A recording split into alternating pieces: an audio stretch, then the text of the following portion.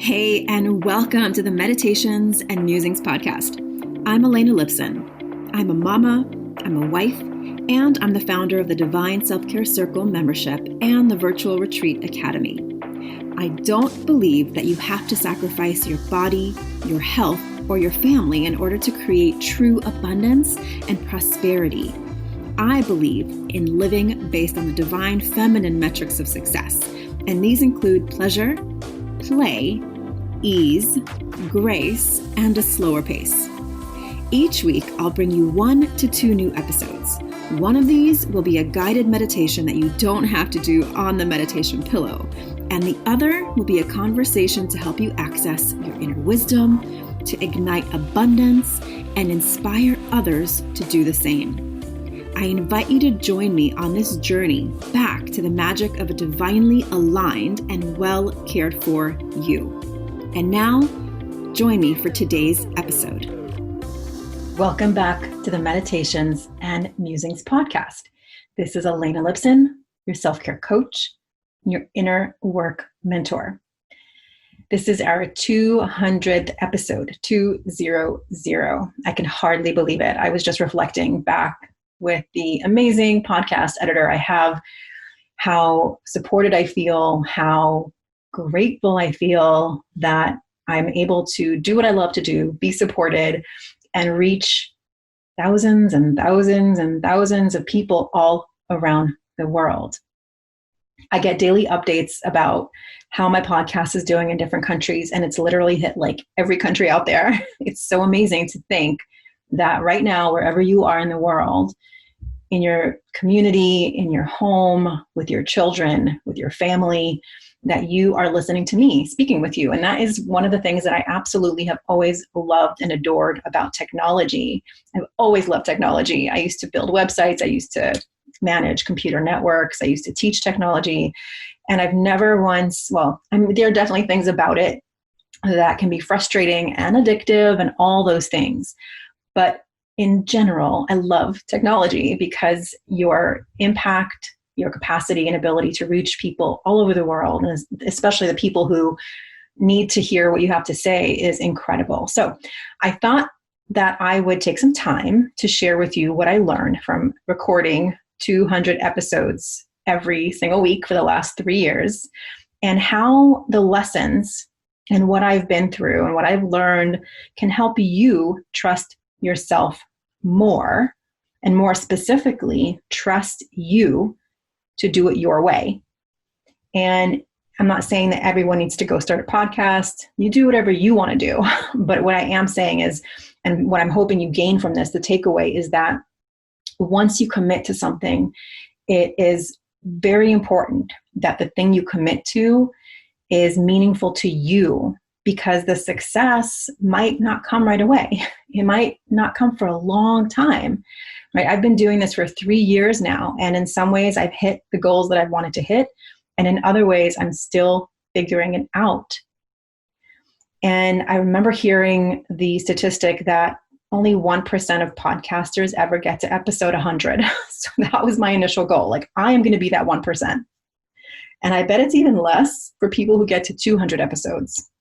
So now, and I don't have this figured out yet, but I need to set a new goal for myself. I don't know if it's 300 episodes or 500 episodes. I don't know what that is, right? I'm really intuitive when it comes to navigating aspects of my life and my business. And I'm very committed to my sacred promises in my life and my business. Now, this isn't always true. There's definitely times where I'm like, oh God, I totally didn't do what I said I was going to do.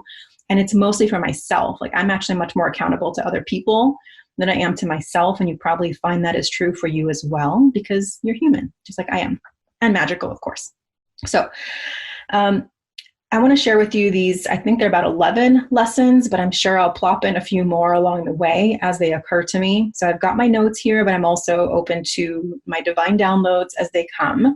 So I want you to listen to this and hold in mind something that either A, you've already started, but it's feeling a little wobbly, or something that you really, really wanted to start for a long time, but have been putting off. So for full transparency, I wanted to start my podcast for about a year before I actually did.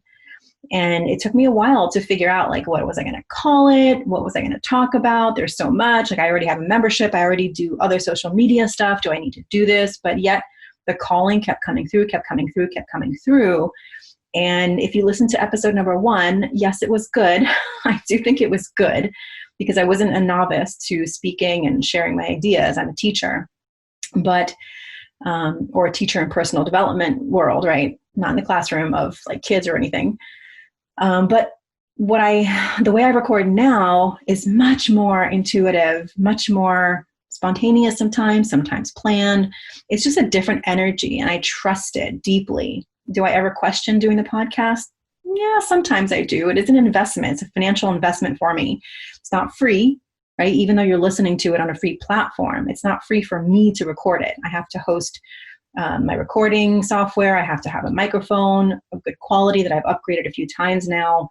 I have an editor. I have a VA, like, who helps me post the episodes and send out emails. So it's quite significant investment for me. So when you're listening, just know that the thing you want to do will have cost associated with it, whether it's time, energy, or money. And this is all 3 for me. So let's go ahead and jump in.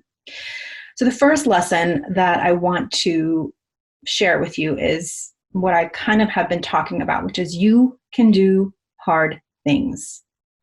Just because you're excited about something and really, really want to do it, and that's the energy that I inspire all of my clients and circle members to follow, doesn't mean that aspects of it won't be difficult, right? You'll still be distracting yourself. You'll still find the negative self-talk. You'll still have doubts, but you can do it. You can do something. You can get over that hurdle. There's lots of wonderful, habit forming tools that I teach in the circle. We basically have to learn how to navigate through our own inner obstacles, but you can totally do hard things. Lesson number 2 is it won't always be very obvious what the next 10 steps are, but you can take the next 1 step. And I firmly, firmly believe that you actually don't need to know and actually aren't meant to know the next 10 steps, only the next 1, maybe 2 or 3. And the reason that's so important is because I can't tell you how many times I've started a project, and then when I started in on it, it pivots along the way, because as I begin in the energy of the project and I start implementing, I get new ideas that you would not have received unless you were doing that thing, right? So it's not, sometimes people think it's inspiration and confidence and then action. It's the other way around. First you take the action, then you get inspired, and then you get confidence. So all you really need to know is the next thing. Like, I am inspired to do this, whatever it is, fill in the blank. And don't feel like you need to know the next 5 years, because I don't know what the next 5 years hold. I really don't.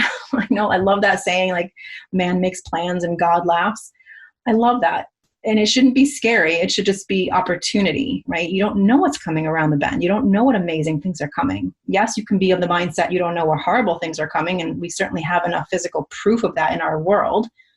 But you are here because you are inspired by something I'm saying. So I'm here to remind you that both are true, right? The law of opposites are true.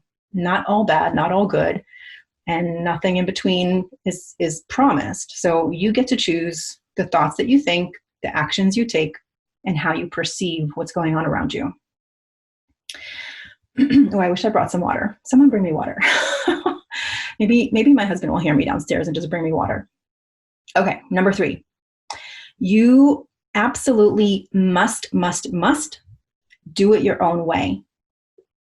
So if you're going to start a podcast, write a book, start a business, move, change your wardrobe, decorate your house, whatever it is you want to do, it is absolutely crucial that you do it your own way. Now, this doesn't mean that you won't get inspiration from other places or people. It doesn't mean that you won't get ideas or support from other people. But when it comes down to execution of the thing, doing it your own way will guarantee that you will keep going past the first few challenges, and the challenges will come. You'll have days that you're sick when you're supposed to record, or you're, like, for example, for me, those are some examples, or my microphone isn't working, or I recorded, but I forgot to hit record, and all kinds of things. That is very easy to give yourself the excuse to give up. But if it's mine and I love it, I'm going to do it anyway, right? And I found that to be really, really true. And the other way to support you doing it your own way, which is actually based on another tip later, but just get support from the beginning or wherever you are right now. No, you don't have to do it alone. And that doesn't mean you have to pay hundreds of dollars, the way I do to get the support you need. Depending on the thing that you want to do, you can have peer support. You can have a friend who's supportive. You can have a coach who's supportive. You can collaborate with someone and do it together, but you don't have to do it alone. Okay, lesson number 4 is set goals for yourself, but navigate with intuition, because then obstacles become opportunities. And whenever you hit an obstacle or a doubt or whatever it is, you have your intuition to come back to and say, okay, how am I going to navigate from here? What is working here for me? What isn't working here for me? You can have a bigger goal, but the way it's executed will be maybe different from what you imagined, right? And the way you decide to, I don't know, like for me, for example, I'm writing a book right now, which I'll be sharing more and more about as we get closer to the date of launch. But I had this rule in my head that I can only write in coffee shops because that's how I love to write. I love to have my little earbuds in with music playing and or binaural beats. And I love having people around me, but I'm just kind of focused on my little zone. It's for me energetically really powerful. But then pandemic hit and I can't just go sit in a coffee shop every day or a few times a week to write. So I basically, didn't let that stop me from writing, but I asked myself what would feel really good. So instead, I decided to write early in the morning. When I woke up, I would take an hour and go through like a chapter a day. And I did. In a week, I wrote like 6 chapters. It was incredible. And I realized another place I like to write is in bed with a cup of coffee and a pillow and my dog. So I basically navigated with my intuition and tried something different. It worked out. So make sure you set your goal, but make sure that you know that you'll have to just change things along the way, which leads me to lesson number 5, which is pivot along the way if something isn't working. And don't be afraid to change your mind. Like changing your mind is a powerful tool that you have. It also goes hand in hand with discernment. You get to choose if something's working or not working. You're the boss. You get to choose how to shift things or just try it a different way or take a break and see it from a new perspective. But be discerning and change your mind if you need to. All right, lesson number 6 is be fully you. What do I mean by that? Be fully you. This is partially doing it your own way, but there's a tendency that I see and I've experienced myself is that I feel like some things are okay to share and some things aren't. And I create these rules about, what I would record or share online. And how is it going to be perceived? And what are other people going to think about it? And over time, you realize, especially as we live more of life, you realize that most people spend time thinking more about themselves than you anyway. And you're going to be judged regardless of what you do or don't do. So you might as well do you, right? And know this will definitely evolve as you go. But as long as you're staying centered, the storms and the changes and the seasons around you will definitely have different requirements of you and for you, especially with your family, as your family grows, as your kids get older, as your life circumstances change. But as long as you are centered along the way, you will still be able to show up being fully you. And again, I want to say this again because it's worth saying twice. People are going to judge you no matter what you do or don't do or decide to do or not to do.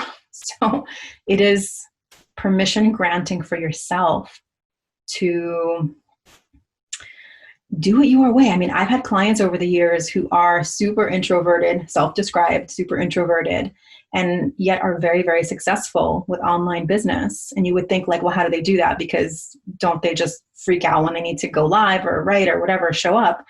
But I'm thinking of one specific client and she is amazing. She actually created a whole coaching program for women just like her, entrepreneurs who are more on the introverted side, but still have something really powerful to offer. And so she caters specifically to that audience.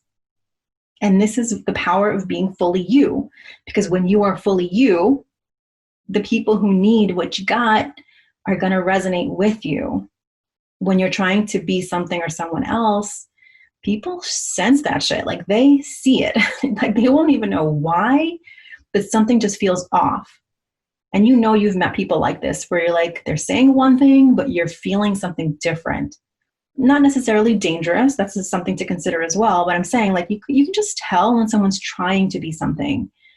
And I always feel a little bit of like, oh, I'm sorry you don't feel like you can be yourself. And I don't need to be around it.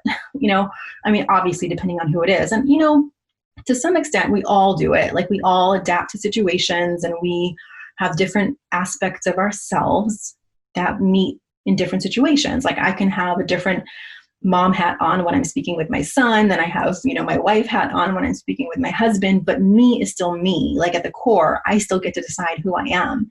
And of course, I think my intention is to just be who I am regardless of the situation, because I can be so adaptable and I am so sensitive to other people that I can start to I feel like I can bring a different version of me, but that's not fully authentic in situations unless I'm not, unless I'm fully present to myself. And then I just don't have to worry about like, what am I going to say here? Is this okay? Like, what are they going to think? The more and more I can release that, the more I can just be myself with you here on this podcast. Right? Like I know for sure there's been episodes where I'm like trying to, plan too much and like something doesn't come out right. So I get all like, I start backtracking, and maybe you felt that too. And hopefully what you're feeling now is that I am here with my list of, lessons that I want to share, but mostly 100%. If my phone died right now and I didn't have my little notes here in my notes section, I'd still be able to share what I need to share because I'm living my truth. I'm living honestly. I'm speaking from a place of my center. And that's what I hope for you as well. Okay, number 7 is release expectations. Release expectations. Now, this does go with goal setting. Like you can have goals and release expectations. And maybe another word for expectations could be attachments. So maybe when I started my podcast, I thought I was going to hit 1 million downloads in the first 100 episodes. That was an expectation I had. And then maybe if I had that expectation, I was really attached to it and I didn't hit 1 million, which I did not, I would say, well, this isn't working and just stop it.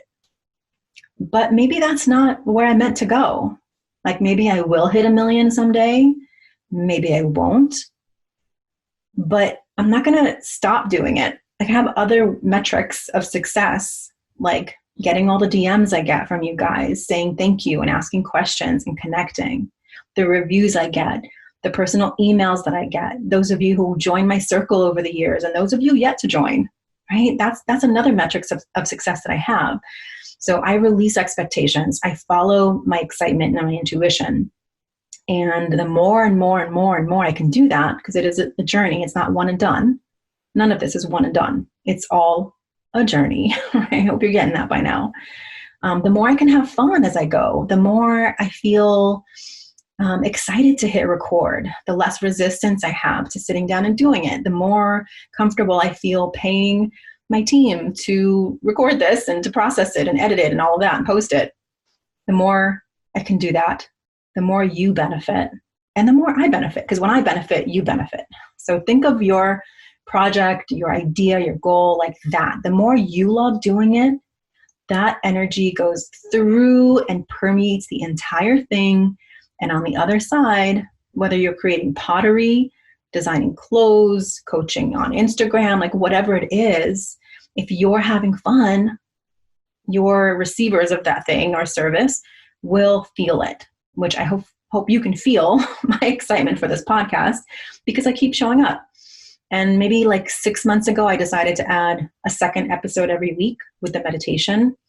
And I love it. Like I love recording meditations for you. I wouldn't do it because I thought I should. I did it because I absolutely love recording guided meditations. And I never run out of ideas. And I get more and more downloads of them. And that's how it should be for me. That's how I like it. Which leads me to the next lesson, which is have fun. Have fun.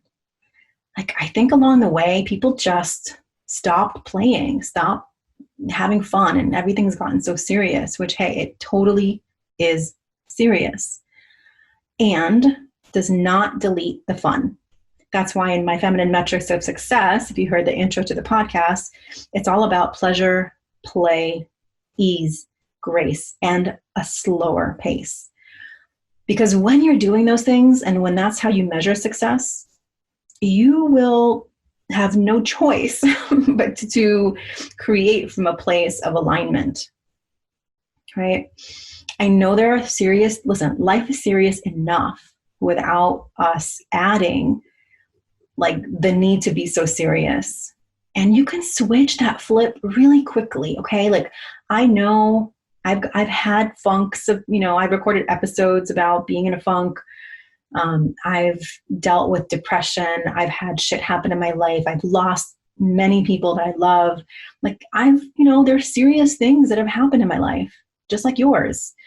And the more I can remember to laugh and be silly and just turn on the music and have a good time. And I'm not always feeling it. Like, believe me, I am not always feeling it. Like yesterday, I don't know why, everything was making me cry. Like, I was so sentimental, not like sobbing crying, but I was just like, oh, I'm just so sad, but I'm not sad. I wasn't really sad, but I just let it be. It's when we try to shove ourselves out of what we're feeling that we actually can't access the fun and the play, because we have so many other emotions piled up inside of us. You know that you haven't processed your emotions through tears or movement or journaling or sharing. When you can't have fun, like when laughter doesn't come easily, it's because you've pushed down so much. You've suppressed your own emotions. So this is why I teach in the circle. We have lots of ways of expressing our emotions. We have even just in the coming together twice a month in the live calls and having a place where we can go where we feel safe to express ourselves in itself lets us move. I can't tell you how many group calls we've had where in the beginning, like, it felt so a lot like people were sad or like things were going on. And by the end of it, we're together, we're talking, we move, we journal, all the things we do. By the end of it, people are always like, oh, I feel so much better. Like, I feel so much lighter. I'm going to go take a walk. I'm going to go have some fun. I'm going to go play with my kids. Like, that is what I want for you. That's why the circle is in its 6th year and still going strong, is because I'm there to remind you, pat you on the shoulder and be like, hey, let's feel our feelings and connect and talk about all the things we need to talk about. And please, let's not forget to turn on that music, shake our bodies, and have fun. Okay, number 9 is trust, trust, trust. That should be number 1 and number 11. That should be both. That should be all of it. So, one of the things that I talk about all the time is trusting yourself. Trusting yourself to be the first and last decision point in your life. Trusting yourself to nurture and raise your family the way you want. Trusting yourself to dress the way you want. Eat the foods that feel intuitively good for you. Live life on your own freaking terms. Right? I think self-doubt and comparison is the number 1 killer of all dreams. And I know. I've been a coach for a long time now, 20 years-ish. I don't even know anymore. I lost count. I've been leading women's circles for many years, and it never fails. Self-doubt, comparison, feeling like you're not far enough ahead is just can we just stop it? And I'm talking to myself here as much as I'm speaking with you, but I think, I've done this many times. Like, I've wanted to do something, but then I see somebody else doing it a different way. And I'm like, oh, I must do it that way because that's how they're doing it and they're so successful. But that's an illusion. What you're seeing someone else do is a compilation of many ways that they were being and what they were creating along the way. So it's so important that you learn to trust your own way. Do the magic morning practice your own way. Build friendships your own way. Create your home and your life and your business your own way, and trust yourself, trust yourself, trust yourself. Not saying that you never have self-doubt. I think that's a normal reaction to leaving your comfort zone. But learning to navigate and dance with that fear is where the magic happens, right?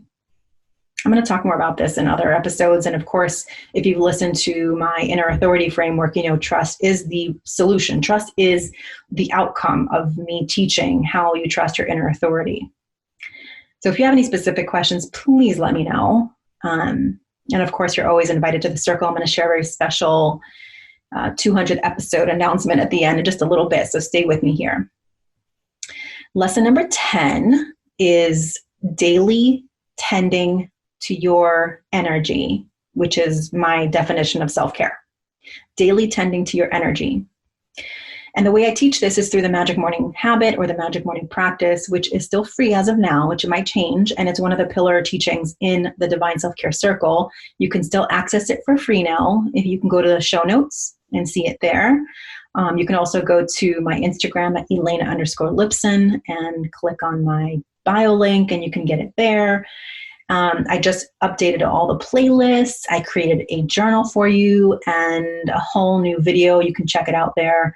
But this is one of my main ways of no matter what I do, this gets done in some version, regardless of where I am. I was even camping this weekend for my son's birthday, and everyone was sleeping. I get up early with my journal and I meditate and I go for a walk and I journal and I write. And I actually added reading this weekend.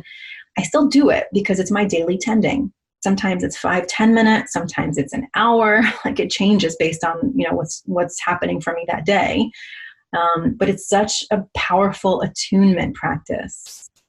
And when you're going to commit yourself to a project, a goal, a vision, you need to have daily tending and attunement of your energy. And if you don't think you do, I guarantee you, I have coached enough women from burnout, overwhelm, from autoimmune disease, all kinds of stuff, where you start to slip off of that daily practice idea and you're like, oh, I'll do it later. And all of a sudden you realize it's 6 months later, you're burnt out, you hate your work, you hate your family, you hate your life, right?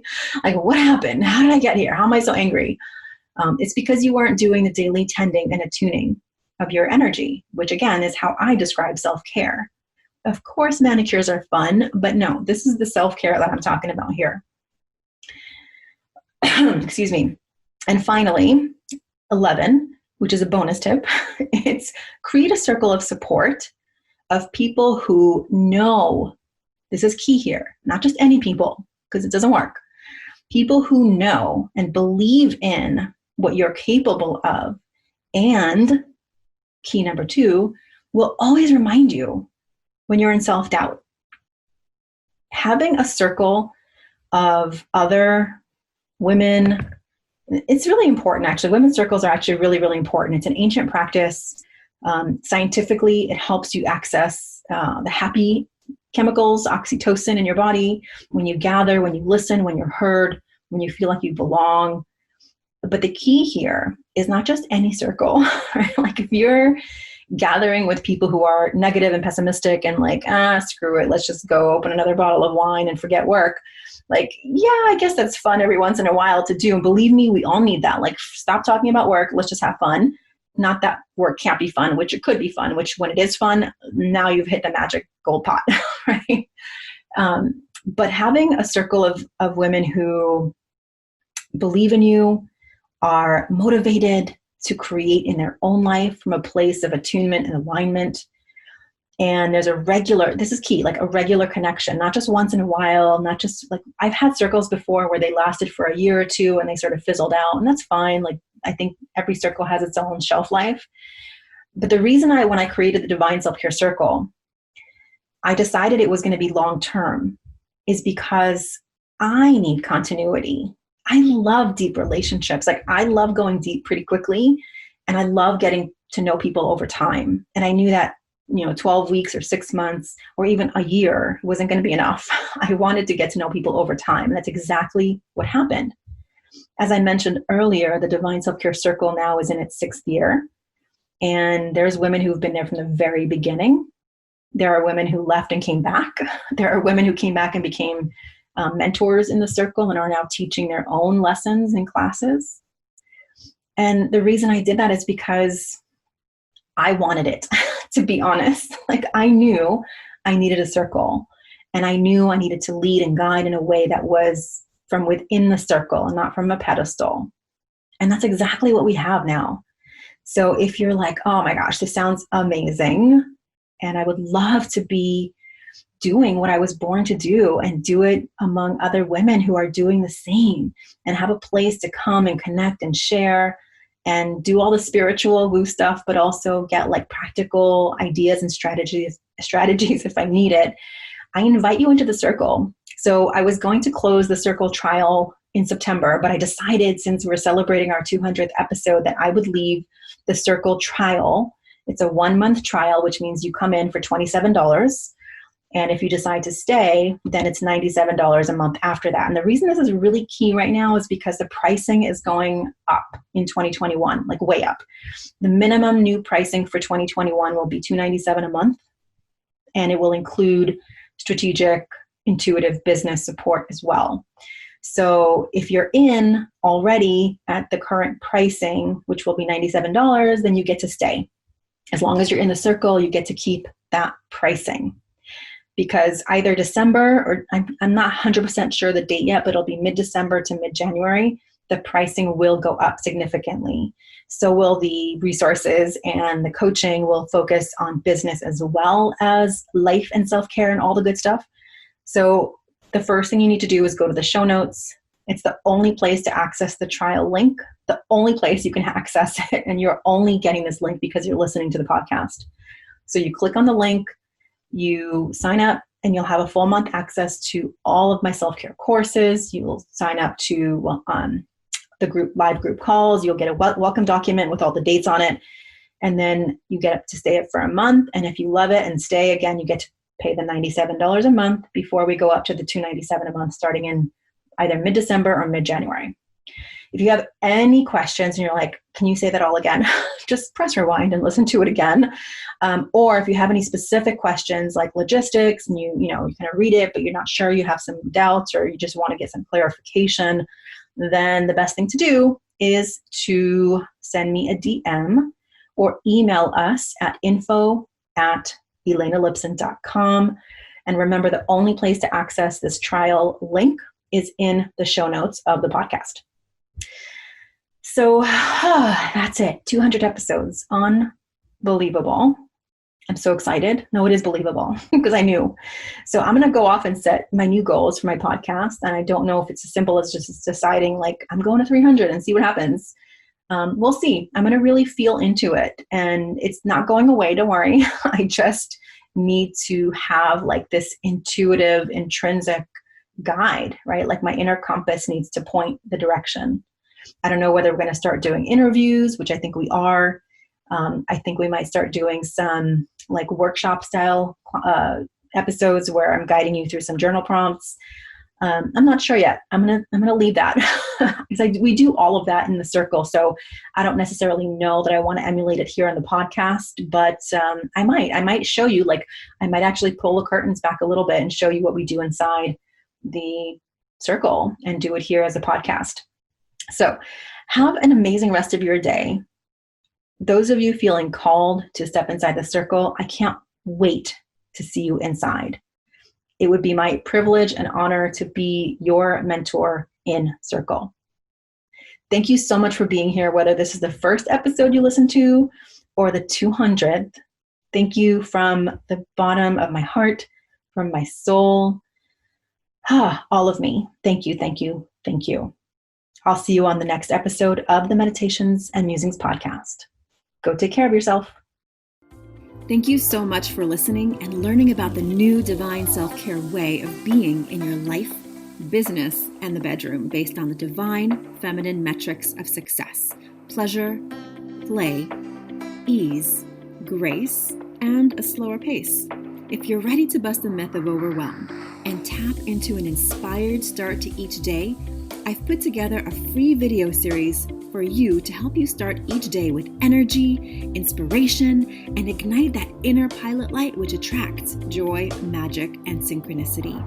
You can access my 3-step magic morning practice to help you ignite your inner light and attract the abundance that you're craving. Head on over to elenalipson.com/gift And if you enjoyed this episode, I would so love if you share it with a friend, a sister, a mother, a daughter, and please leave a review. That is how the magic starts to ripple out.